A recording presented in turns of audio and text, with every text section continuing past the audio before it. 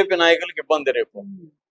ఎందుకంటే వీళ్ళు వస్తే ఇంక మిగతా వాళ్ళని ఉన్నాయి అక్కడ బీజేపీలో, వాళ్ళు వీక్ అయిపోతారు, వాళ్ళకి సీటు కూడా రాదు, ఇంక వీళ్ళిద్దరికి ఇవ్వాలి కదా. సో అది దాన్ని బీజేపీ డీల్ చేయాల్సి ఉంటుంది. కాకపోతే బీజేపీకి ఇద్దరు ఇంపార్టెంట్ లీడర్స్ చేరడం వల్ల వరంగల్ ఏరియాలో కొంత పట్టు పెరుగుతుంది అనేది బీజేపీకి ఉంటుంది. బీజేపీకి పోయేదేముంది, ఎవరు వస్తే వాళ్ళని చేర్చుకుంటే మంచిదే కదా అనుకుంటారు. సో అది కాబట్టి ఫోన్ చేసి ఉండొచ్చు, అదేమీ పెద్ద విషయం కాదు. అంటే మేమున్నాము, మీరు ధైర్యంగా నిలబడండి, మీరు ఒకవేళ అక్కడ కుదరకపోతే ఇటు రండి అని. సాక్షాత్తు ప్రధానమంత్రి సాక్షాత్తు ముఖ్యమంత్రికి ఓపెన్ ఆఫర్ ఇచ్చాడు కదా రేవంత్ రెడ్డికి, నువ్వు మా దాంట్లోకి వస్తే నీ కోరికలన్నీ మేము నెరవేరుస్తామని చెప్పాడు కదా. కాబట్టి బీజేపీ అలాగా పిలవడం తప్పు లేదు. నాకు తెలిసి ఆమెను మంత్రి పదవి నుంచి అయితే తీసేసే అవకాశం ఉంది. అలాగే చెన్నారెడ్డి మీద కూడా చర్య తీసుకుంటారు. కాకపోతే ఇక్కడ ఇంకా మళ్ళీ బీసీ యాంగిల్ తెస్తున్నారు కొండ బ్యాచ్.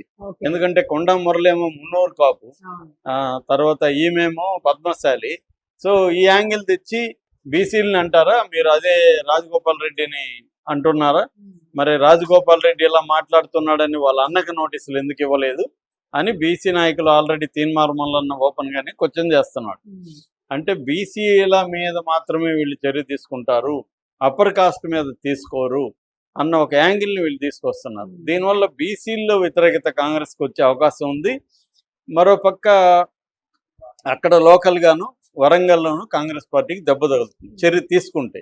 తీసుకోకపోతే మాత్రం అందరూ కూడా ఇంకా రెచ్చిపోయి మాట్లాడే అవకాశం ఉంది. తీసుకోకపోతే వాళ్ళు కూడా రేపు మళ్ళీ మాట్లాడతారు కదా, మనల్ని ఏమీ చేయట్లేదని.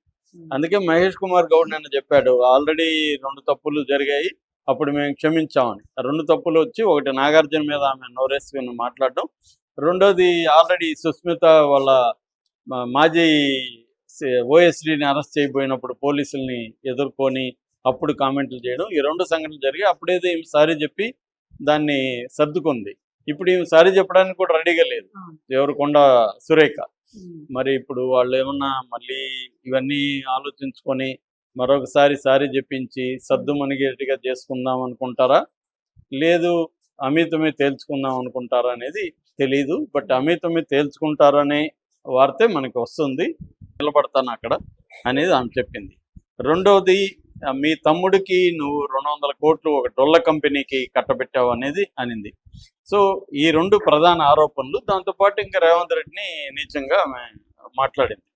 సో దాంతో రేవంత్ రెడ్డికి కానీ కాంగ్రెస్ పార్టీలో కానీ తీవ్ర వ్యతిరేకత వచ్చింది. ఇలాగా ఒక మంత్రి కూతురే మాట్లాడుతుంటే ఎలాగా అని చెప్పి ఆమెకి షోకాజ్ నోటీస్ ఇచ్చారు. నీ కూతురు వ్యాఖ్యలకి ఏం చెప్తావు?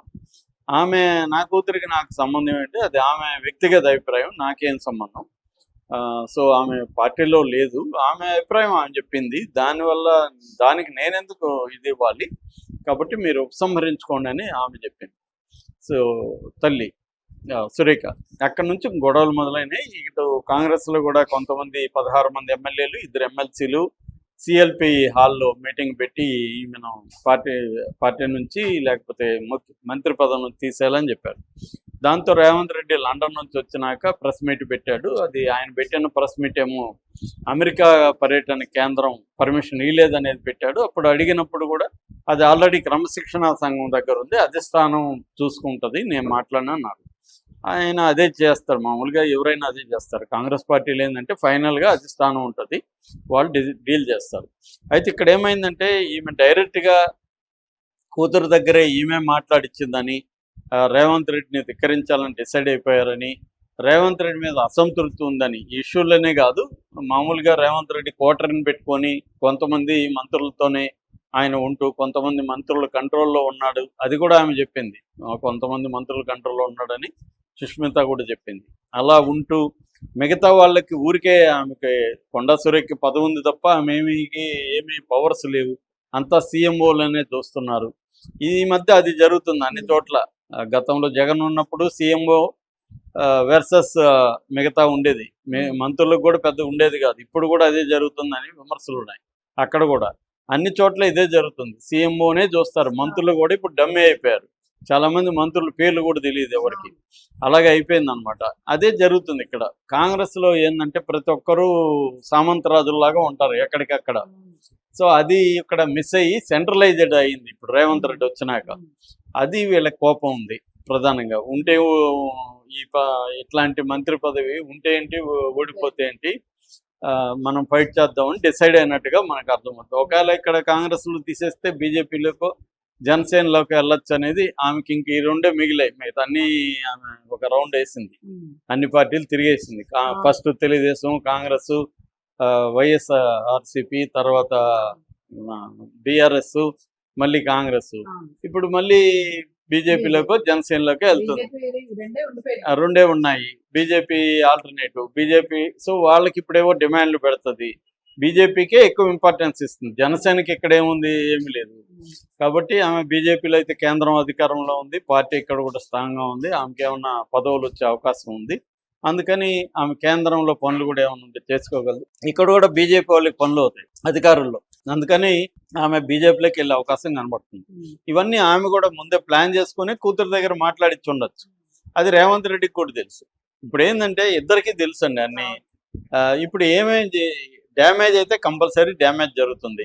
ఏది ఎక్కువ డ్యామేజ్, ఈమె పార్టీలో ఉండి ఇలా ఓపెన్గా ధిక్కరిస్తే ఈమె మీద చర్య తీసుకోకపోతే, ఇప్పుడు చాలామంది ఆమెను ఏం చేయలేదు కాబట్టి మేము కూడా వస్తామంటారు, మేము కూడా మాట్లాడతామని రేపు మాట్లాడతారు. ఆల్రెడీ మునుగోడు ఎమ్మెల్యే కోమటిరెడ్డి రాజగోపాల్ రెడ్డి ఓపెన్గానే విమర్శిస్తున్నాడు, చిన్నారెడ్డి ప్రణాళిక సంఘం ఉపాధ్యక్షుడు ఆయన విమర్శిస్తున్నాడు.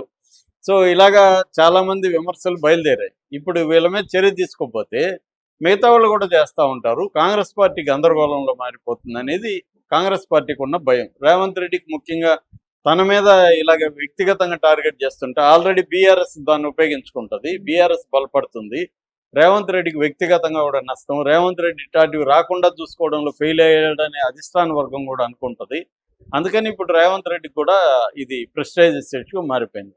సో నిన్న మనకి నేను చెప్పిన 2 డెవలప్మెంట్స్ ఏంటంటే, ఫస్ట్ క్రమశిక్షణా సంఘం నోటీస్ ఇస్తే ఆమె రిప్లై ఇచ్చింది, దాని మీద సాటిస్ఫై అవ్వలేదు. కాబట్టి వీళ్ళు ఒక డిసిషన్కి వచ్చారు, ఆమెని మంత్రి పదవి నుంచి తీసేయాలి, పార్టీ నుంచి కూడా సస్పెండ్ చేయాలి అనేది వాళ్ళు ఏకగ్రీవంగా క్రమశిక్షణా సంఘం నివేదిక తయారు చేసి రేవంత్ రెడ్డికి చూపించి అక్కడ నుంచి కేంద్ర అధిష్టాన వర్గానికి పంపించారు. ఇప్పుడు అక్కడ మల్లికార్జున ఖర్గేని ఈమె కలవడానికి ట్రై చేస్తుందని మురళి కూడా ట్రై చేస్తున్నాడు, కేంద్రంతో డైరెక్ట్గా మాట్లాడదాం, అధిష్టానంతో మాట్లాడదామని ఒక వార్త వచ్చింది. కానీ వాళ్ళు అపాయింట్మెంట్లు ఇవ్వలేదు. పైగా ఈమెని ఖర్గే మందలించాడని కూడా వార్త వస్తుంది. అందులో నిజముందో తెలియదు మనకి. ఇప్పుడు లేటెస్ట్గా ఏంటంటే అమిత్ షా కొండ మురళికి ఫోన్ చేశాడని, వాళ్ళిద్దరిని తమ పార్టీలోకి ఆహ్వానిస్తున్నాడు అనేది ఒకటి వస్తుంది. దీనివల్ల ఏమవుతుందంటే బీజేపీలో పరకాల వరంగల్ ఏరియాలో ఉన్న బీజేపీ నాయకులకు ఇబ్బంది రేపు. ఎందుకంటే వీళ్ళు వస్తే ఇంక మిగతా వాళ్ళని ఉన్నాయి అక్కడ బీజేపీలో, వాళ్ళు వీక్ అయిపోతారు, వాళ్ళకి సీటు కూడా రాదు, ఇంక వీళ్ళిద్దరికి ఇవ్వాలి కదా. సో దాన్ని బీజేపీ డీల్ చేయాల్సి ఉంటుంది. కాకపోతే బీజేపీకి 2 ఇంపార్టెంట్ లీడర్స్ చేరడం వల్ల వరంగల్ ఏరియాలో కొంత పట్టు పెరుగుతుంది అనేది బీజేపీకి ఉంటుంది. బీజేపీకి పోయేదేముంది, ఎవరు వస్తే వాళ్ళని చేర్చుకుంటే మంచిదే కదా అనుకుంటారు. సో కాబట్టి ఫోన్ చేసి ఉండొచ్చు, అదేమీ పెద్ద విషయం